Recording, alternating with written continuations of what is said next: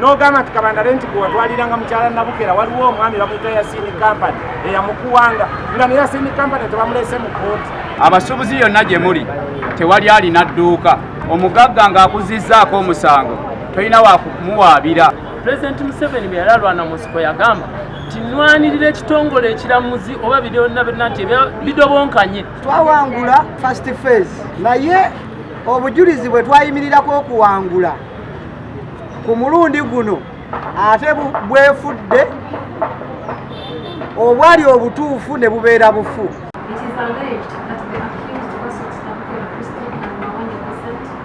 Stole 43 sacks of shoes, passport number B077599, business records all worth Uganda shillings 350 million, cash Uganda shillings 175 million shillings, and US dollars 125,000. It is these properties that the Constitution has to avoid, that they are property capable of being stolen.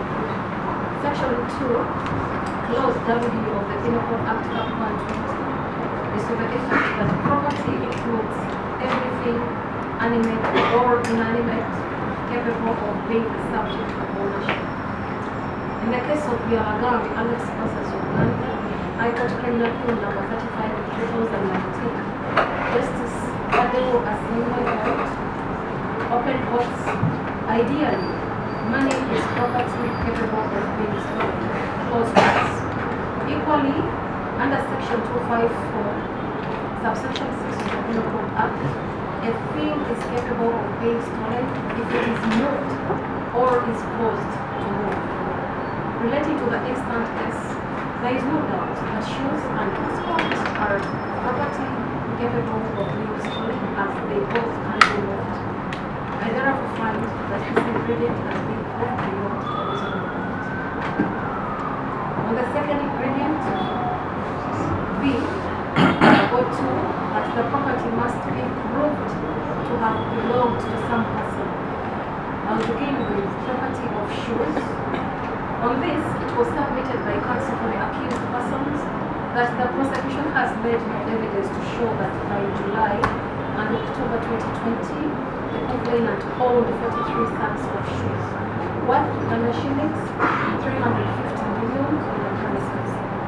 Counsel submitted that the best is from PW1's testimony during the examination, where PW1 confirmed that he had no tenancy agreement with A1, no receipts to show that he has been paying rent, no evidence to show that he has ever sent money to China, nothing to show that the alleged shoes were worth Uganda shillings 350 million, and no bill of lading to show that goods were consigned from China. For prosecution, it was submitted that PW1 led evidence to show that he purchased the shop from Mohammed Alam, and an agreement, Execution Exhibit 16, was tendered in court, and that the said shop was broken into and property stolen between 28th July and October 2020. Prosecution also submitted that the complainant, having presented certified copies of trading licenses from the licensing authority, this honorable court has to presume that the said shop existed and was owned by PW1. It was further submitted that their submission by counsel for accused persons, that accused persons having been seen removing the door to the shop and later on the items they have to account for, short of which they are held to have stolen. The prosecution relied on the case of Uganda vs. William and three others. High Court Criminal Session number 351 of 2020. I have considered the evidence as a whole and the lengthy submissions from both sides.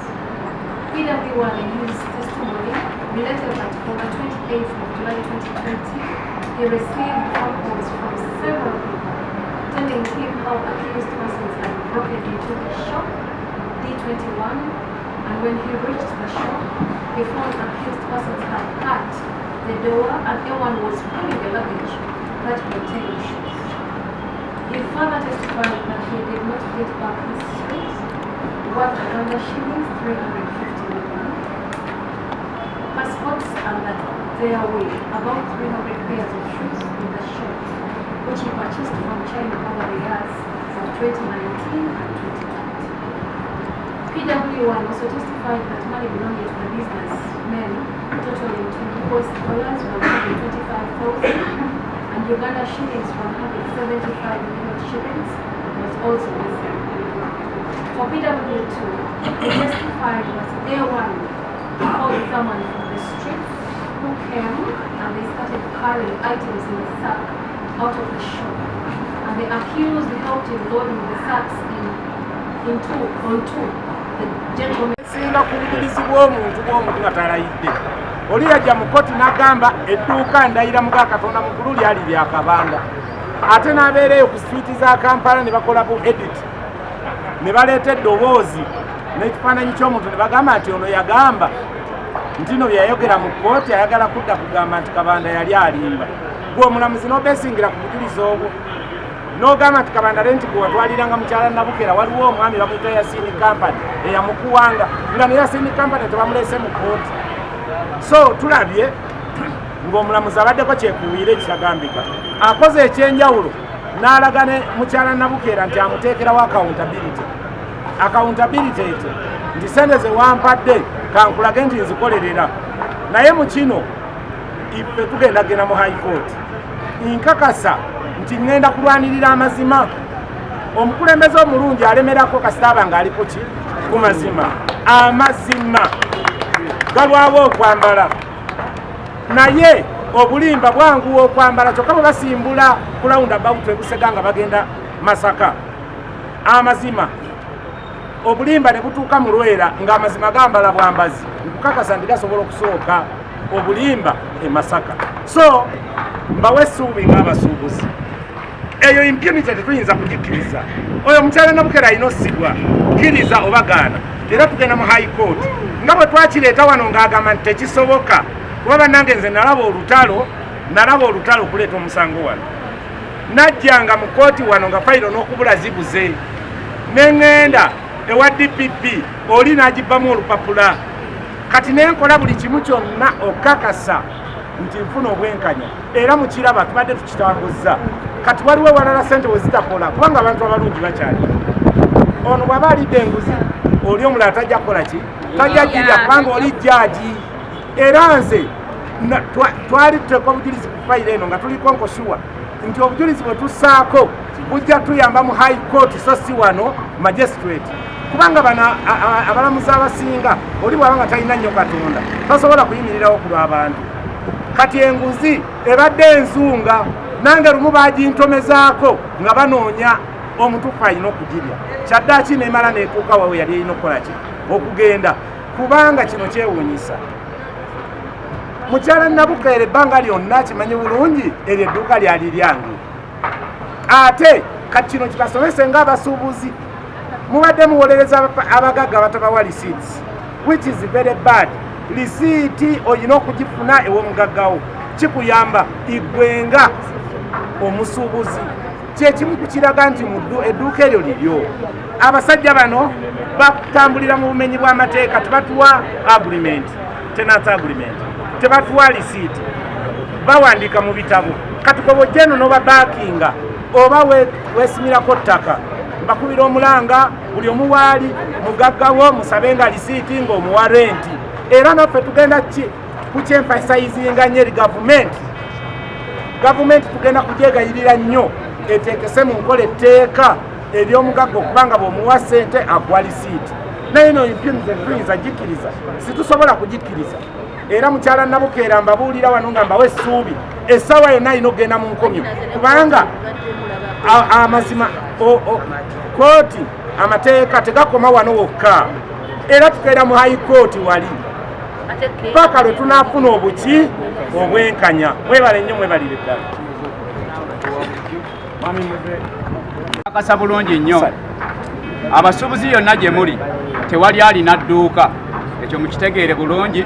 Abasuubuzi yonna gye muli omugagga ng'akuzizzaako omusango tolina wakumuwaabira era ebyo mbadde muwoza nti mwekkiriranya mbu simanyi nnwanirira dduuka lyange bajja kuntwalako edduuka lyange bafere babbi bakuusa batemu so nno mbategeeza bassebo ne bannyabo nti mu nsonga zino zonna mujjukira nti ne bayibuli yayogera nti tewali mugaggalira babwakabaka bwa Katonda neffe tukkiriza nti mu byonna bye tukoze tugezaako kulambika mazima na kujjamu ntiisa bannaffe era twali tukimanyi nti wano ku kooti we tuzze tetuzze kuwangula wabula tuzze kulabisa bikolwa by'abo abagagga bikolwa by'abannamateeka oluusi abalala abali enguzi era ffe tuliwo nga baactivisti okulabisa buli nsonga yonna etatambulira mu mateeka mu ggwanga so bassebo ne bannyabo tuzzaamu amaanyi mwenna abasuubuzi nti Kabanda tannaluuzinga tukyagenda mu maaso era nga guno omusango si gugwe nga ye omusango guno gwaffe abasuubuzi mu ggwanga Uganda yonna